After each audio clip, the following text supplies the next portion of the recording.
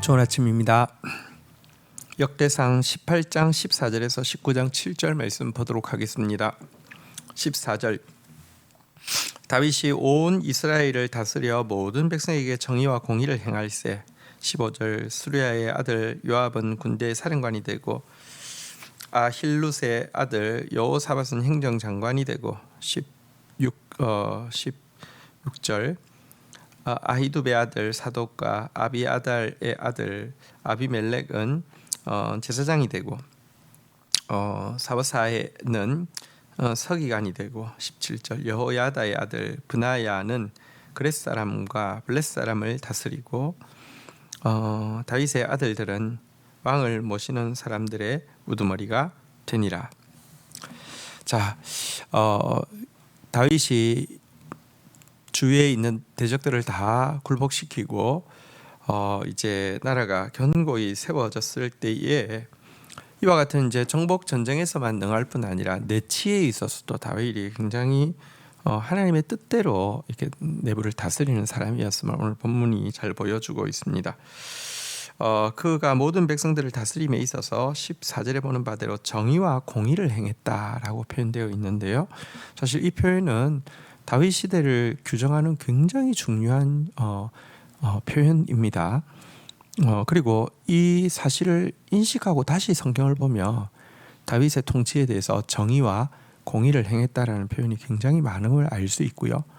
또 솔로몬을 세울 때에도 하나님께서 이제 그에게 너희 아버지처럼 정의와 공의를 행하라. 혹은 솔로몬이 타락하였을 때에 그가 너희 아버지는 정의와 공의를 행하였다 이렇게 이야기하고 있는 굉장히 중요한 기준이 다윗 왕국의 중요한 기준이 정의와 공의임을 우리가 알아야 합니다. 공의란 하나님의 말씀을 통치의 이론으로 삼는 것을 이야기한다고 하면, 정의는 올바른 재판을 통하여서 이 그 약한 자가 돌봄받는, 그러니까 하나님 나라의 어떤 실제를 이야기한다라고 할 수 있습니다. 공의는 말씀이요 하나님 나라의 이론이라고 하면, 정의는 이제 실제요. 그러니까 그 실제는 말씀이 실제가 되어질 때 나타나는 가장 현저한 정세는 약한 자가 돌봄을 받고 매여 있는 자가 자유함을 얻는 것입니다. 이와 같은 통치를 그가 실행했다 이렇게 이야기하고 있는데요. 이와 같은 공의와 정의가 왜 중요하냐고 하면, 장차 다윗의 한 후손으로 그 한 씨로 한 아들로 오실 메시아의 통치가 바로 이와 같은 공의와 정의이기 때문에 그렇습니다. 성경은 이렇게 예언하고 있습니다. 다윗의 장막에 인자함으로 왕위가 굳게 설 것이요 그 위에 앉을 자는 충신함으로 판결하며 정의를 구하며 공의를 신속히 행하리라 이렇게 이야기했는데요.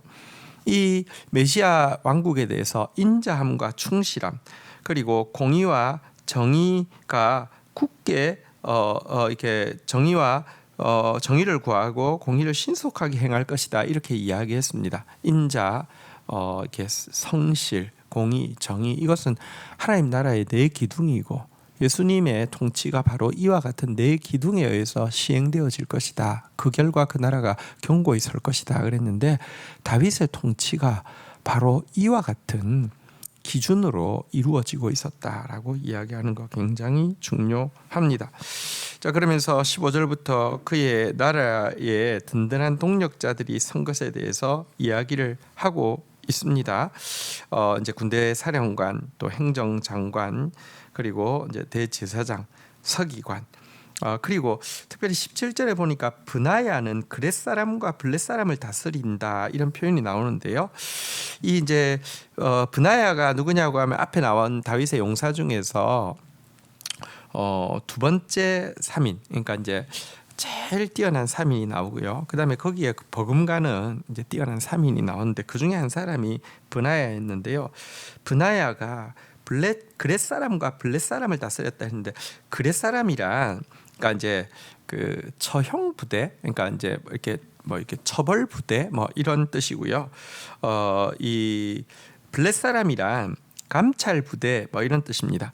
그러니까 이게 말하자면, 그러니까 감찰하고 그리고 문제가 있으면 처벌하고 이 이제 조직을 이 브나야가 이끌었다 이렇게 이야기를 하게 되는데요. 이것은 말하자면 이제 왕의 직속대로서 이제 감찰하는 부서 그리고 처벌하는 이 부서가 있었고 요거를 정말 믿을 만한 사람이 이제 그 컨트롤을 하고 있었다. 이런 이야기가 됩니다. 어쨌든 다윗이 정말 하나님께 영광 돌리는데 집중하자 하나님께서 다윗의 이 통치가 견고히 설 수 있도록 그에게 정말 그 신실한 동역자들도 붙여주시고 그의 영광이 넘쳐나도록 해주셨다는 대단히 중요한 한 증거를 본문에서 찾을 수 있습니다. 자, 이제 19장으로 넘어가 볼까요? 그 후에 암몬 자손의 왕 나하스가 죽고 그의 아들이 대신하여 왕이 되니 2절 다윗이 이르되 한운의 아버지 나하스가 전에 내게 호의를 베풀었으니 이제 내가 그의 아들 한운에게 호의를 베풀리라 하고 사절을 보내어 그 아버지 죽음을 문상하게 하니라.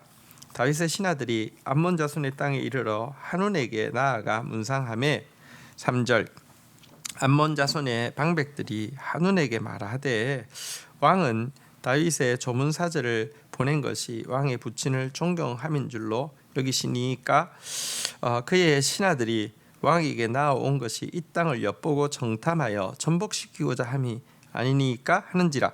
4절 한운이 이에 다윗의 신하들을 잡아 그들의 수염을 깎고 그 의복을 볼기 중간까지 자르고 돌려 보내매 5절 어떤 사람이 다윗에게 가서 그 사람들이 당한 일을 말하니라. 그 사람들이 심히 부끄러워하므로 다윗이 그들을 맞으러 보내 왕이 이르기를 너희는 수염이 자라기까지 여리고에 머물다가 돌아오라 하니라. 자, 암몬 왕 나하스가 죽게 되었을 때 이제 다윗은 그에게 받은 은총을 갖기 위해서 조문사절을 보내었습니다. 이것을 보면 다윗이 무조건 막 이렇게 정복 전쟁을 한 사람이 아님을 알 수 있습니다. 대적들에 대해서는 하나님의 말씀대로 심판했지만 조그만 은혜를 받은 것이 있으면 잊지 않고 또 갚고 화평하게 지내는 왕이었음도 보게 됩니다. 하지만 나하스에 이어서 왕이 된 한운은 그의 신하들, 또 젊은 신하들이겠죠. 그들의 조언대로 이 그 호의로 보낸 이 조문사절단을 첩자로 단정하고 그들을 모독함으로 다윗을 모독하기 위하여서요 수염을 이렇게 깎고 옷을 이 엉덩이 부분까지 이렇게 잘라서 그 이렇게 모욕을 한 상태에서 다윗에게 돌려보내게 되었습니다. 이것은 한편으로 다윗 왕국이 지금 너무 견고하게 서가고 있으니까 이것에 대한 질투심과 또 한편으로는 나는 이 정도로 강한 사람이다라는 것을 보이기 위한 허영심의 표현이라고 할 수 있습니다. 하나님 나라가 견고히 서가면요 또 대적들은요 반드시 질투하게 되고요 또 교만하게 도전하는 세력들이 생기게 됨도 우리가 알고 있어야 합니다. 자, 이러자 다윗은 우선은 이 이제 조문하는 신하들이 이렇게 이제 뭐랄까요, 이 수염이 당시는 이제 수염을 다 이제 기르고 막 이런 문화였었는데 이게 이제 이게 너무 이제 수치스러우니까 이게 자랄 때까지 여리고성에서 머물다가 자기 앞에 나오도록 이렇게 조치함으로 일단 위로를 하고 있는 모습을 보여주는데요. 한편 이렇게 질투심과 또 허영심으로 이와 같은 사건을 저지른 나하스의 아들 한운이 그 어떻게 행동하고 있는지가 6절에 나오는데요. 암몬 자손이 자기가 다윗에게 밉게 한 줄을 안지라. 한운과 암몬 자손은 더불어 은 1000달란트를 아람 나하라임과 아람 마아가와 소바에 보내어 병거와 마병을 쌍대대 7절 곧 병거 32,000대와 마아가 왕과 그의 군대를 고용하였더니 그들이 와서 메드바 앞에 진침해 암몬 자손이 그 모든 성읍으로부터 모여 와서 싸우려 한지라. 자, 여러분 이제 다윗을 모독해 놓고는 이거 문제가 심각하구나라고 스스로 깨닫고 이제 자기를 보호하기 위해서 용병들을 사온 이야기가 바로 기록되어 있습니다. 앞에 사실 이 아람의 그 소왕국들 중에서 세력이 있었던 이 그 소바 왕국을 비롯해서 이 그편에 섰던 여러 왕국들이 다윗에게 한번 당해서 분노를 가지고 있던 상황에서 그들에게 돈을 주면서 우리 다윗을 함께 멸하자라고 할 때 그들이 쉽게 응했던 것을 보게 되는데요. 근데 여기 보니까 이 돈을 은 1000달란트를 보냈다 이렇게 이야기하고 있는데요. 한 달란트가 6천 드라크마고 한 드라크마가 노동자 하루 품삯임을 생각할 때 이거는 이제 엄청난 액수인 것을 알 수 있죠. 그러니까 이제 뭐 이 정도의 재력을 가지고 있었다는 것을 알게 됩니다. 그들이 가지고 있는 막대한 경제력 때문에 그들이 이렇게 무리한 행동을 저질렀고 허영심과 또 이제 질투심을 표현했던 것임을 알 수 있습니다. 그래서 그들이 세내어 온 그러니까 용병으로 끌어온 부대가 병거 32,000대 그리고 또 이제 그 아람 그 마아가 이 소왕국에서는 그 왕도 직접 이제 이렇게 이 전쟁에 이렇게 불러와서 이렇게 참전시킬 정도로 이렇게 엄청난 재력이 있었던 것도 보여주고 있습니다. 근데 여러분 사실 자기 돈을 믿고 교만과 질시를 표현하는 이 암몬 왕의 미래는 불을 보듯 뻔합니다. 여러분 사실 하나님 앞에서 교만한 것, 하나님 앞에서 자기 돈을 의지하는 것만큼 어리석은 것이 없죠.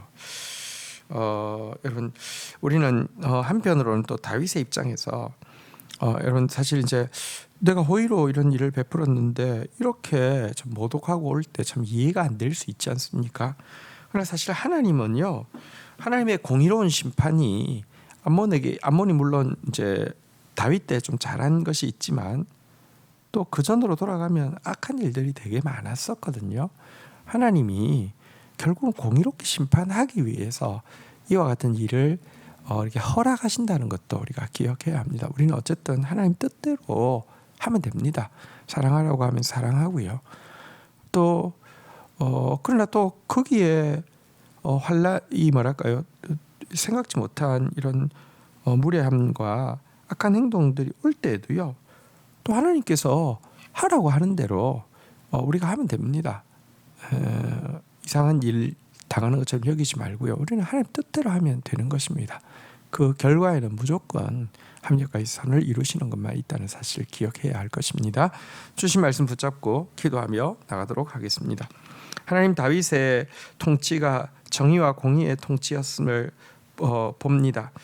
하나님 정말 하나님 나라는 정의와 공의, 인자와 성실로 세워지는 나라일진데 예수 그리스도의 통치가 바로 이 네 가지로 통치하는 것일진데 하나님 우리도 정말 공의와 정의, 인자와 성실의 사람으로 살게 하여 주시기를 간절히 간구하고 소원합니다.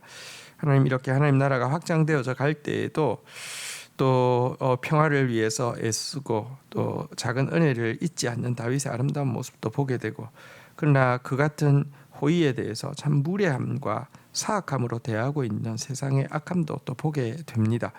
하나님 그러나 우리에게도 이와 같은 일이 있을진데 하나님 우리가 정말 하나님 뜻대로 또 평화를 위해서 힘쓰는 자 되어지게 하여 주시고 또 그럼에도 불구하고 나오는 악한 반응들에 대해서도 이상하게 여기지 아니하며 하나님께서 그것을 통하여서도 이루시려고 하시는 공의로우신 하나님의 일이 있다는 사실을 알고 어떻게든지 하나님의 뜻대로 행하는 저희들만 되어지도록 인도하여 주시옵소서. 감사합니다. 예수 그리스도의 이름으로 기도 올립니다. 아멘.